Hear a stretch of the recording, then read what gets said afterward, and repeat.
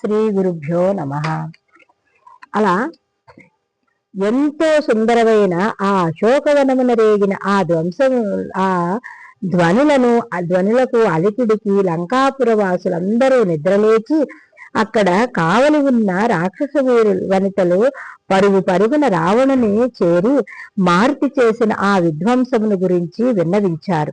అది విన్న దశకంఠుడు మహోగ్రుడై కోపముతో ఆ వానరులను పట్టి బంధించి తీసుకురండి అని 80,000 మంది కింకరులను హనుమపైకి దాడికి పంపించాడు. అయితే ఈ వెళ్ళిన 80,000 మంది కూడా కింకరులని వీళ్ళు కూడా వీళ్ళందరినీ ఒక్క వానరుడే హతం చేసెను.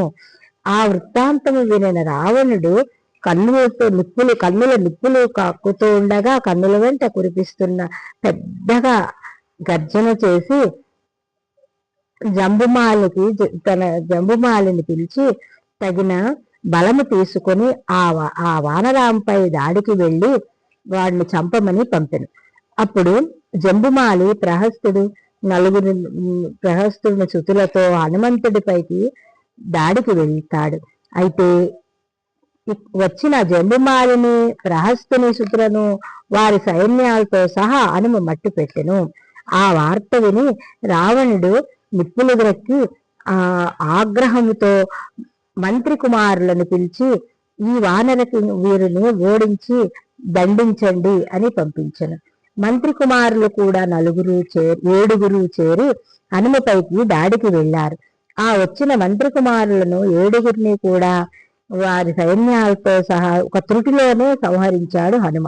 ఎటు చూసినా కూడా మృతదేహాలే, ఎటు పోయినను రక్తపు ఏరులే ప్రవహించాయి. అది విన్న రావణుడు కొంత తడవ ఆలోచించి తన సైన్యంలో సేనానాయకులను పిలిచి మీరు మీ సైన్యాన్ని తీసుకొని వెళ్ళండి, ఆ వానర వీరునికి వీరునిపైకి వెళ్ళి దాడి చేయండి అని పంపగా ఆ వచ్చిన సేనాపతులను వారి సైన్యాన్ని కూడా పవన కుమారుడు నిర్మూలించను. అది విన్న రావణుడు నిశ్చేష్టుడై అతన్ని కుమారుడైన అక్షకుమారుని హనుమ మీదకి వెళ్ళమని అతని వైపుకి చూపులు మరల్చను. తండ్రి చూపులను తనపై చోకగా అక్షకుమారుడు ఆసనము నుండి లేచి నిలిచెను. రావణుడు కుమారుని వైపు చేరి కుమారుని వైపు చూసి కుమారా నీవు వెళ్ళి ఆ వానరుని నిరోధించు అని చెప్పగా రావణాసురుని చిన్న కుమారుడు అక్షకుమారుడు యవ్వనంలో ఉన్నవాడు, గొప్ప తేజస్శాలి, మంచి దివ్యాస్త్ర సంపన్నుడు, యుద్ధములో వెనువెంటనే బాణములు వేయగల వేగము కూడా ఉన్నవాడు, మణిమయ స్వర్ణ కిరీటముతో శత్రువులకు కాలాగ్ని వలె తోచే రణధీరుడు, మహావీరుడు అయిన అక్షకుమారుడు దివ్యరథముపై వెళ్ళి హనుమని చూడగానే 3 శరములతో శిరస్సులోకి 10 శరీరములోకి కడుపు మీదకి వేసిన అక్షకుమారుని బాణములు బలముగా మారుతిని తాకాయి. అక్కడ నుండి రక్తము కూడా చింది గాయమైంది. ఉదయభానునితో సమానమైన మారుతి అమిత తేజస్శాలి కూడా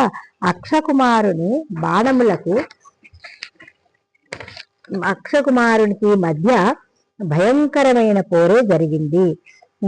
ఆకాశ మార్గమున అతి నేర్పుతో పోరు సలిపి అక్షకుమారుని చూచి మారుతి దయగొని బాలుని చంపగా చేతులు రావడము లేదని కొంత తడవ వేచి చూచెను.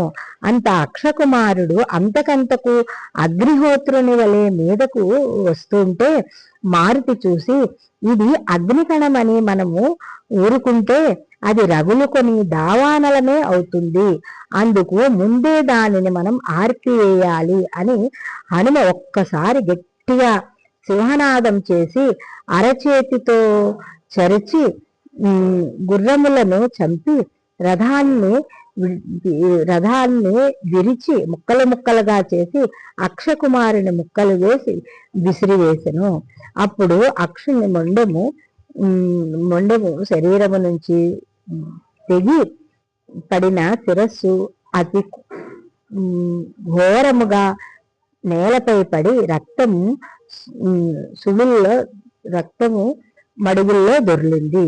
అక్షకుమారుని మరణ వార్త విని లంకేశ్వరుడు ఎంతో దుఃఖించి ఆ దుఃఖము నుండి మెల్లగా తేరుకొని ఇంద్రజిత్తుని పిలిచి, ఆ వానరుడు సామాన్యుడు కాడు, వారిని బంధించి నా దగ్గరకు వేగమే తీసుకురా అని అనగా, రావణాసురుని పెద్ద కుమారుడు ఇంద్రజిత్తు వానరుమును బంధించి తేవడానికి వెళ్ళెను. ఇంద్రజిత్తుని చూచిన హనుమ తన శరీరమును బాగా పెంచి యుద్ధము చేయసాగను.